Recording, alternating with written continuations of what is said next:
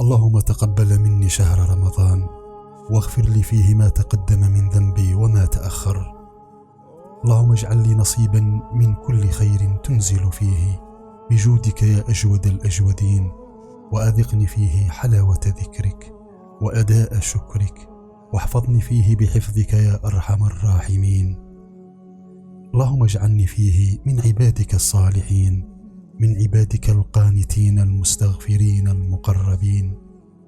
اللهم اجعلني فيه من المتوكلين عليك، الفائزين لديك، المقربين إليك، وزحزحني فيه عن موجبات سخطك.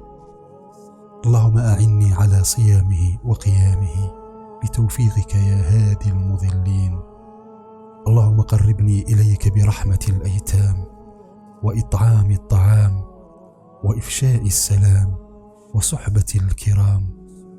اللهم حبب إلي الإحسان، وكره إلي الفسوق والعصيان، وحرم علي سخطك والنيران، بعونك يا غياث المستغيثين.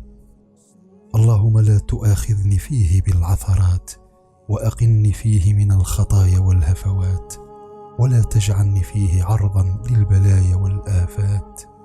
واشرح وآمن به صدري بأمانك يا أمان الخائفين. اللهم وفقني فيه لموافقة الأبرار، وجنبني فيه مرافقة الأشرار، وآوني فيه برحمتك إلى دار القرار، واهدني فيه لصالح الأعمال، واقضي لي الحوائج والآمال. اللهم وفر فيه حظي من بركاته، وسهل سبيلي إلى خيراته، ولا تحرمني قبول حسناته، وافتح لي فيه أبواب جنانك، وأغلق عني فيه أبواب نيرانك، ووفقني فيه لتلاوة قرآنك. اللهم اجعل لي فيه إلى مرضاتك دليلا، ولا تجعل فيه للشيطان علي سبيلا، واجعل الجنة لي منزلا ومقيلا. اللهم افتح لي فيه أبواب فضلك، وأنزل علي فيه بركاتك، ووفقني فيه لموجبات مرضاتك. اللهم اغسلني فيه من الذنوب، وطهرني فيه من العيوب، وامتحن قلبي فيه بتقوى القلوب. اللهم إني أسألك فيه ما يرضيك، وأعوذ بك مما يؤذيك، وأسألك التوفيق فيه لأن أطيعك ولا أعصيك.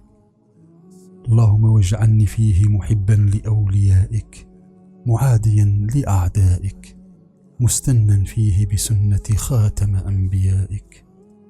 اللهم اجعل سعي فيه مشكورا، وذنبي فيه مغفورا، وعملي فيه مقبولا، وعيبي فيه مستورا. وارزقني فيه فضل ليلة القدر، وسير فيه أموري من عسر إلى يسر يا أرحم الراحمين. اللهم اغشني فيه برحمتك، وارزقني التوفيق إلى حسن عبادتك، وطهر قلبي يا من لا يشغله إلحاح الملحين.